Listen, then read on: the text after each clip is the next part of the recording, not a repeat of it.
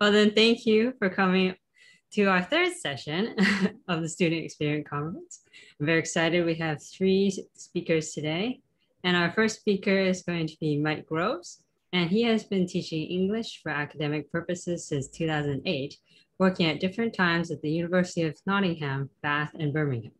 At Nottingham, he was head of the Center for English Language Education on the Malaysia branch campus.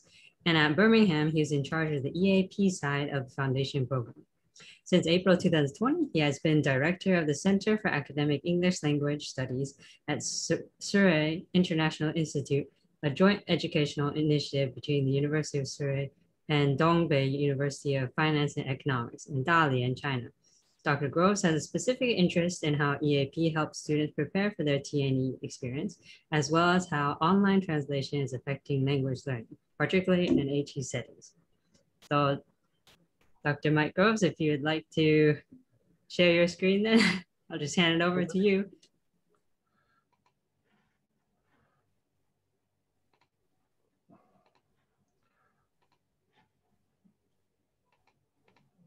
There we go. We can see it now. Can you see my screen? Yeah. And can you hear me okay? Yes, we can hear you. Perfect. Okay, so first of all, thank you to everybody for coming. My name is Mike Groves, and as Christine just said, I'm currently working at the Surrey International Institute, which is a joint venture between the University of Surrey in the UK and Dongbei University of Finance and Economics in Dalian, China. What I'm going to talk about today is, first of all, my year of pivots, as I'm calling it. Everybody's had a very unusual year, and I'll just talk through mine. I'm going to talk a little bit about pedagogy and assumptions and what this means for the future.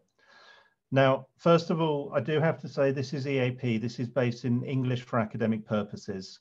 But I hope that it's of interest to anybody who is involved in transnational education, especially transnational education in China. It's not data-based. I haven't collected data, and while I've been sort of trying to keep myself informed in about what people are writing and commentary about the effects of the pandemic, I think it's really too early to suggest that this is a literature-based presentation. So this is more of sort of personal experience and a little bit of speculation on my part. So the SII, we offer joint degrees in business, accounting and finance and tourism. They're 3 years degrees with a preparatory year of English for academic purposes, which we call the foundation year. And the students here, they do some government mandated modules, but it's mostly English for academic purposes. It's taught in small groups, and we teach multiple skills. Specifically, the biggest focuses, I would say, would be awareness of academic genre. So what does an essay look like? What's the structure? What's the language? A lot of work on academic integrity, a lot of work trying to develop students who are, to use the old phrase, lifelong learners, who continue learning and improving their skills as they move through the university. Patterns of argument, patterns of thought, how an academic argument is expressed differently in different educational traditions. And the last one is a bit sort of fuzzy and vague, but it's navigating higher education. So for students to be able to work their way through the university system, so they can understand what's happening at different points. So from the simplest thing of how to actually read and understand an essay title, all the way through to dealing with elective modules and all that kind of stuff. So my experience this year, well, a year and a bit. Back in January 2020, I was working at Birmingham University, which was a fairly conventional English for academic purposes centre. We have pre-sessional, we had a foundation year. And throughout that sort of January to March time, people started talking about this thing called COVID. A lot of people were saying, oh, don't worry about it. It's just like SARS. It's not really going to affect us. A lot of people were saying it's the end of the world. As January moved into February, moved into March, it suddenly became very clear that we were going to have to teach online after Easter, after March, as the UK went into lockdown. And we were told, okay, you've got Zoom, that fixes your pedagogy. I was kind of arguing back that pedagogy and technology are not the same thing. And we spent a lot of time thinking quite deeply about how to pedagogically move from a course that was designed for a face-to-face classroom into a Zoom room. During the Easter break, I left and I started my new job. I've just noticed the date. It will be exactly 1 year tomorrow that I started doing this job. And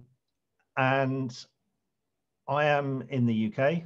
And what had happened in Dalian, and I think in a lot of places across China, is that many people had left China for the Chinese New Year holiday, for the Spring Festival. And when they wanted to come back, they couldn't. So we had half of our team in China. We had half of our team outside China. We had one guy, for example, who'd gone to stay with a friend for a couple of weeks and just had to live there for months. And because of the time zone issue, and because of the fact that we hadn't been able to timetable things, when I joined, it was in the middle of a term that was being taught pretty much asynchronously, pretty much full-time online. And the pedagogy there, again, was a very, very different thing. People were using all kinds of tools, all kinds of different technology. There was a university VLE, but it was in Chinese, and it was difficult to navigate for people who didn't read Chinese. Because it had happened so quickly, there had been little discussion of actually how to make it work pedagogically, at least that I was aware of. We also had the problems with the students' IT literacy. The students were not particularly well prepared to be using digital technology as a learning thing. They're great with their phones and their social networking, but actually using the online technology for learning was more of a struggle for them. I still remember the student who, when I asked him to write a short piece of writing for me, he did it with a pen and paper, took a photograph, and then emailed me the photograph. So and he was trying, he was working hard. It's just he didn't have the digital literacies. And to be honest, I didn't have a lot of digital literacies. My digital literacy is basically based around Google. And of course, you can't use Google in China. So Google Documents, Gmail, there's a whole suite of alternative tools that you can use, but of course you need to learn them. In September, the students had come back to campus. The students were no longer studying at home, but half the staff, including me, were outside of the country.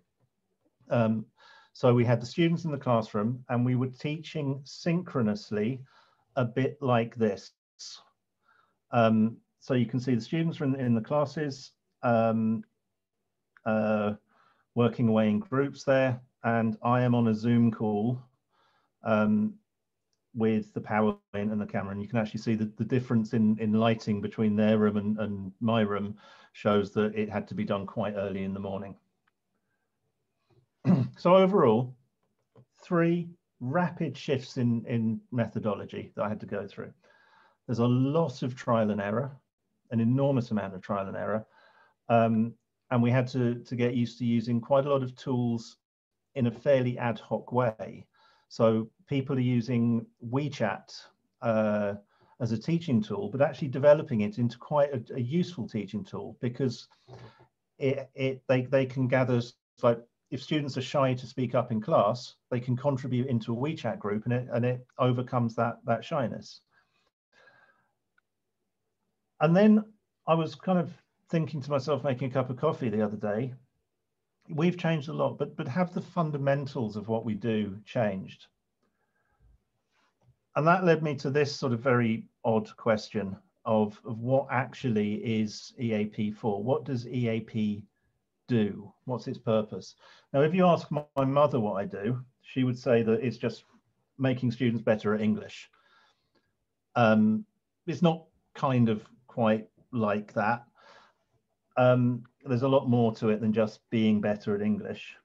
I think if you ask a lot of students what it's about, they'll say it's about getting the students to pass the tests. If that was the case, it would be the easiest job in the world because we could just make the tests easier, but that's not what we do. If you ask EAP people, I think they are probably going to say something more like developing skills and literacies needed to meet the norms and expectations of academic study. That it's not just about language, what we're doing in this EAP year. It's about students understanding expression, understanding academic style, understanding how arguments are presented and how it might be different from their own educational background. And I kind of like to go a step further because I get quite sniffy with people who talk about EAP as helping students survive in higher education, because for me it's not about survival, it's about thriving. It's about them giving them the skills to do really, really well. They don't always take the opportunity, but at least we should have equipped them to do this. COVID has clearly changed the way we do things in EAP. My next question to myself was, what will happen to the students' target degrees? Will these norms and expectations change? In 2022, maybe, when we start to get back to normal, will HE just revert to the lecture seminar model? Or will things stick? Will the things that we had to do quickly become embedded practice? Academia was forced to take on marginal online teaching practices, and by marginal, I'm not trying to be pejorative here, but things like distance education, learning online was not really at the center of what universities were doing a couple of years ago, that it is now. And when we get back to normal, will they spring back to how it used to be, or will things stick? So I'd like now to think about some assumptions that EAP people make about what they teach and how they teach. So for example, when we teach listening, we tell our students, lectures last an hour. You get one chance to hear it. If you miss it, it's gone. And you need to make really good, really detailed notes, because that's what you use to revise for your exams in 3 months' time.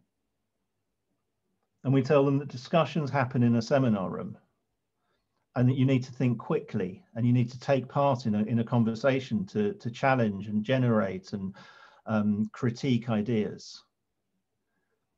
And we tell them that writing at university is about the end product. You get graded on what you write. The outcome of a module is usually an essay or an exam.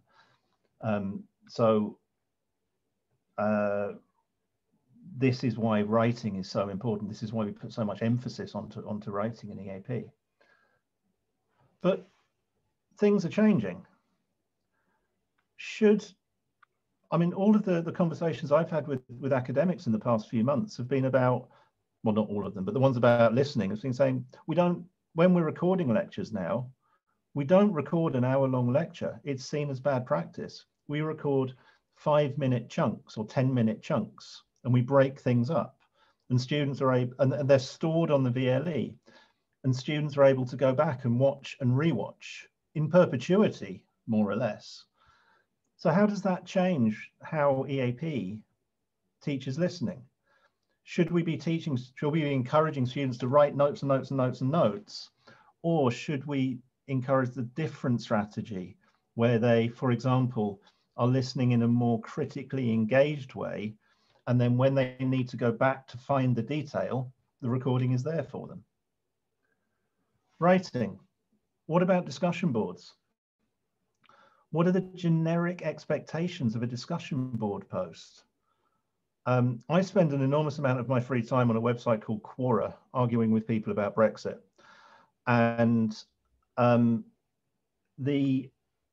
people are very good at writing informed, generative, respectful posts where they're bouncing ideas around. Some people are terrible at it. Some people just end up insulting each other. I'm not going to say which camp I fall into. But I think that writing at university, we should not just be teaching about how to write an essay anymore. The discussion board is likely to become a key mode of doing what used to happen in the seminar room: critiquing, generating, encouraging arguments. And while there's an enormous amount of very good practice in teaching writing through online technologies, I think we should also in EAP be starting to think about teaching writing for online technologies, teaching students how to deal with this stuff, not just technically, but generically as well. Discussions. If discussions move asynchronous, students don't need to think as quickly, perhaps, maybe. If a discussion is done on a Zoom call, how is the etiquette affected? How is turn-taking affected? We teach etiquette for the real life room, but I was at an EAP conference last week, 2 weeks ago, and while there were world experts in certain fields talking about things, there was a whole parallel conversation going on in the chat, and it was a difficult question to say whether or not we should encourage people to be having this kind of this two-channel discussion or not. Overall, I'm not going to make any predictions about what changes will stick, except to say that some will. I genuinely don't think that the university of next year is going to be like the university 2 or 3 years ago. And what I want to argue is that we need a constant dialogue between EAP specialists and subject tutors and academics, because EAP needs to understand how the university is changing, and we can only do that in dialogue. At the same time, subject specialists might suggest, we're going to do this, we're going to do that, and EAP can say, well, that's going to be tricky for the students, or it's going to be more accessible for students whose first language isn't English if you do it like this. And the other thing I would like to suggest is that we hold our assumptions lightly as we move forward into the post-COVID world. The assumptions that we have, we are ready to let go if needed. That's everything I want to say. Thank you very much, and I'd welcome any questions. You can use the raise hand option, I think, at the bottom. Or just turn on your camera and wave at us.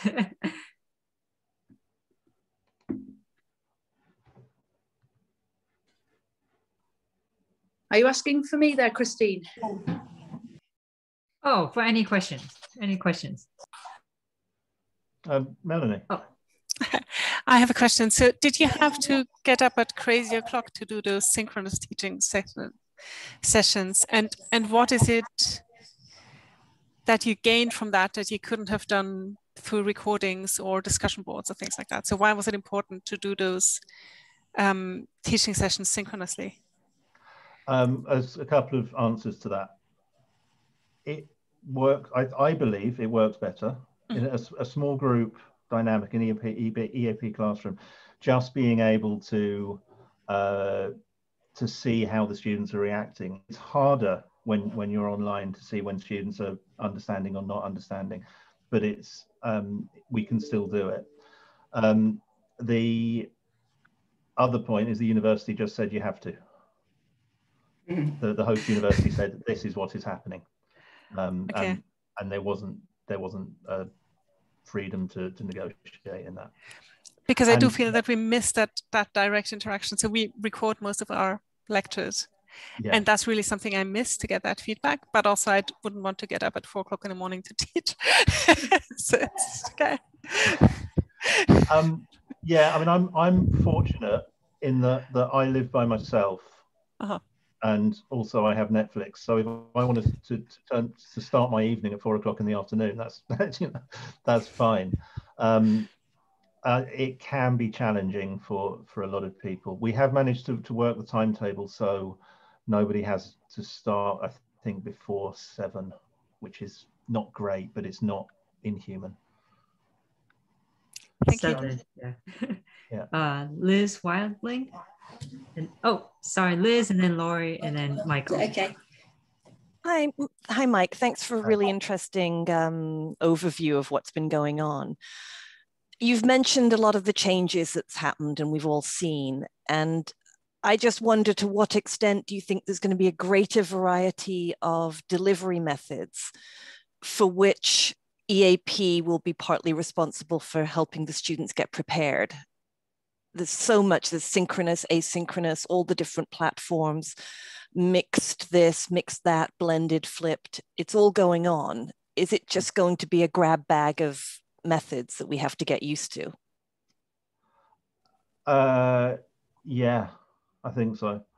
I mean, I'm convinced that there are already people who maybe live 100 miles away from the university in which they teach, saying, why do I have to drive in twice a week to do my teaching? Why can't I just do it online? How much of a grab bag it's going to be, I don't know. And I think on my last slide, I'm defending myself by saying I'm not making any predictions, except some things will change. But I think students will have to deal with more teaching methods than a couple of years ago. Thanks. Then Laurie. Hello, hi. Sorry, I've got a million questions actually, but I'll stick to one. Firstly, going on from the method you were using, where you're in the classroom on the big screen. At Southampton, we're having our JO with Hub in University at the moment, and we teach them synchronously every day, but it's their evening time, so it's 7 p.m. for them, so it's a nice, comfortable midday session for us. But we're on they're in the one room, but we're on their individual laptops. So they all have headphones, and that gives us the interaction, and we can ask the students to talk to us. Are the students able to talk to you? Yeah, there's a roving microphone and a teaching assistant. So there is a teaching assistant. Okay. There is a teaching assistant, and the teaching assistant has this radio microphone that I say she because my teaching assistant is a girl, and that she gives to a student. Sometimes I say give it to a particular student, or sometimes I say just give it to a random student, and then the student answers, passes it to a friend. Sometimes when they're doing group work, you just ask them to sneakily leave the microphone on the table in front of them so you can listen in. We do a little bit of students on their own devices, but we're not 100% trusting of the bandwidth. So to have one key device doing the lesson, and then if we had 25 students in the classroom, 17 classrooms, we just worry that the servers might not be able to cope. Right, okay, yeah, because we don't have assistants, so it's us managing the class from here. It's very difficult. We do struggle, putting them into breakout rooms. There's the feedback, they can hear each other. Maybe we need to insist on assistants. That would be an excellent idea. But yeah, we're also insisting we go out there in September. They really don't want any, they've said they don't want any online learning, and we've tried to suggest a blended approach. Are you going to insist a blended approach, or would you do what they want you to do? I mean, the university wants all teaching to go live, to go face-to-face live. And it's just a matter of getting people back. And it's tricky. Yeah, okay. So we're in the same situation. Yeah. Okay, thank you so much. Really interesting. Okay. Michael, and then Dagwo. Hi. So it was a little bit of a side issue in your presentation, but you commented about that you previously encouraged students to just take notes during the lecture, and once the lecture was gone, it was gone. Yeah. Whereas if they're recorded, then they can watch them repeatedly. So I actually do a lecture on taking notes. It's about taking notes and about various other things. And I've run it as an experiment where I give, because the students always complain that we don't write enough on our slides and that they can't learn everything from the slides. So I give half the class a handout with really detailed slides, and then half the class, and tell them they're not allowed to take notes. And I give the other half of the class really sparse handouts that have all of the text taken off and tell them to take notes. And then I test them on what was in the lecture a week later. And the ones who took notes, this year I finally made it work properly. I just didn't have the technology set up right in previous years. But I test them a week later, and the group who took notes do a lot better. Really satisfyingly so, actually. But I think it's difficult to know how that compares with these. So this is an hour-long lecture. This year it was actually from a pre-recorded one that was just posted. So the students watch a pre-recorded lecture all in a lecture theatre. It's difficult to know how that compares to this little 5-minute chunks of videos, but I think I'm a bit wary of the idea of students just watching video. And I think even if you can watch it again and you're doing it for specific reasons, I think encouraging students to just watch video is not necessarily a good thing. Yeah, I would certainly agree with that. I think the point I was suggesting is that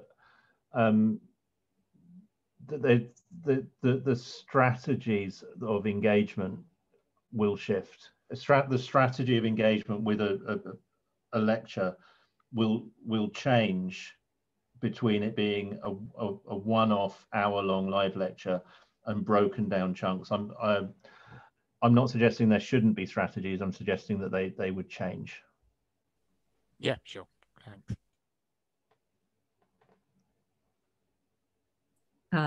Dagwo. Hi. Yes, just wondering whether my technology will work. It keeps dropping off earlier. Anyway, I'll have a go. Yeah, thanks, Mike, for very exciting, very informative sharing of experience. I think when you mentioned the use of WeChat, etc., whatever communication tools available, I think that's also happened to some of our EAP teachers initially. Yeah, by the way, I'm a colleague of Liz's. Yeah, Liz looks after the EAP at the newest Writing Academy. So I look after the academy. So my question really is, this is about student experience, so obviously. Just wondering, so what was the student experience like towards the end of this foundation year?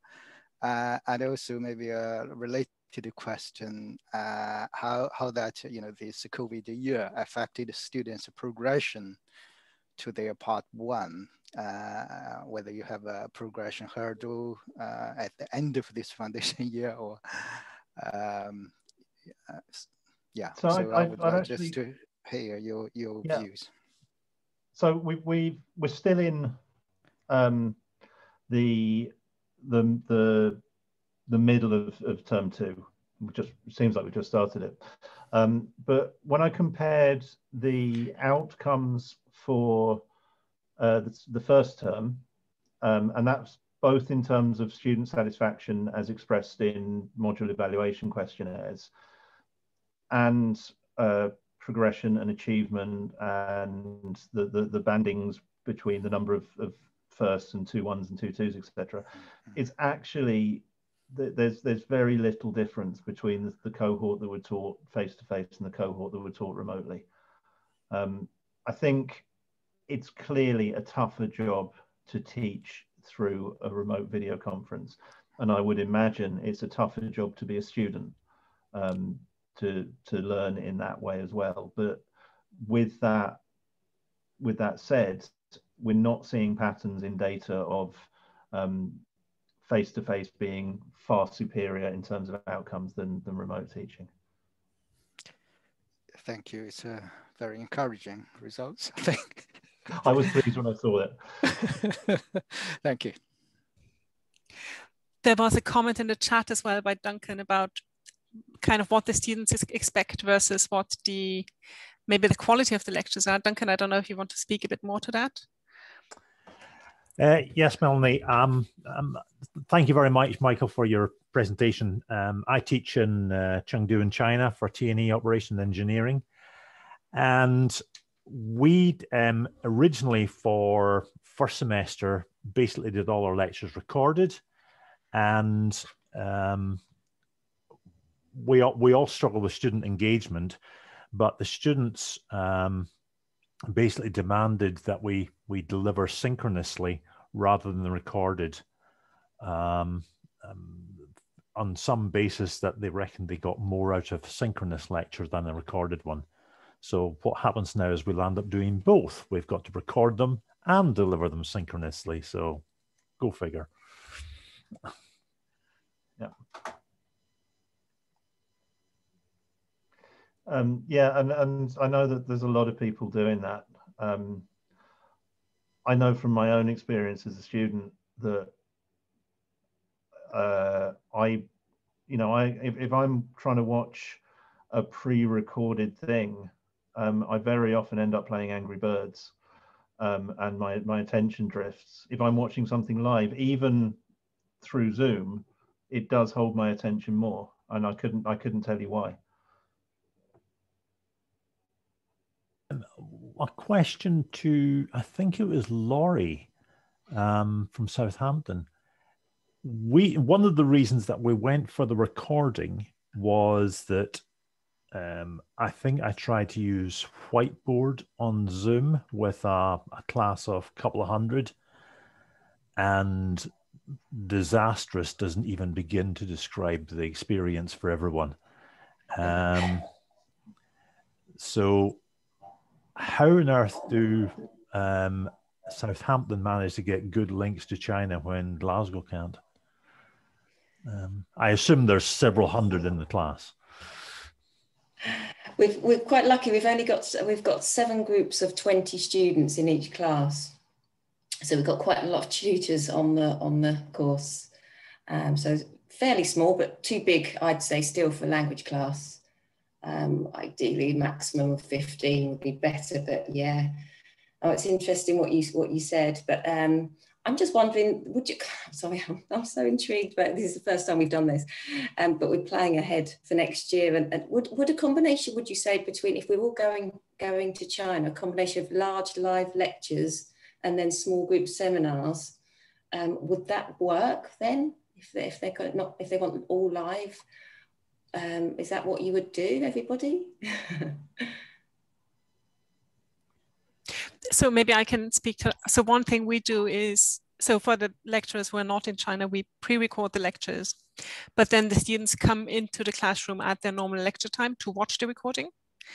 And that takes care of, I think, some of the Angry Bird problem. And it also means that they are with their cohort. And you can do things like stop the lecture and say, please discuss this now with the person sitting next to you for a minute, and then move on to the next part of the recording. And then we also have some live sections in smaller groups that either staff on site facilitate, or that we facilitate remotely but live. So I think that's a good sort of combination of both. Yeah.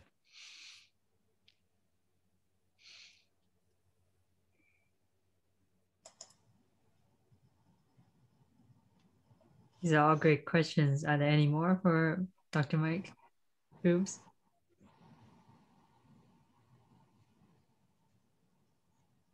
Then if not, then we can go to our next speaker.